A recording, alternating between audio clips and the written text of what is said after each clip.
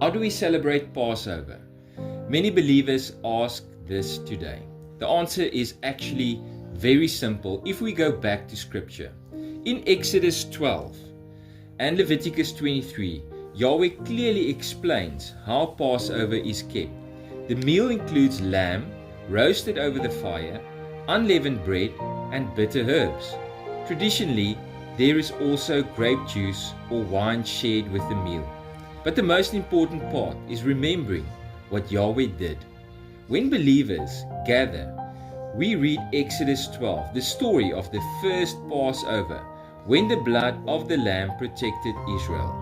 Then we reflect on the scriptures that point to Yeshua, the lamb who was crucified for us. So Passover is not complicated. It's a simple meal shared with others, centered on scripture, remembering redemption through the Lamb. May Yahweh bless you.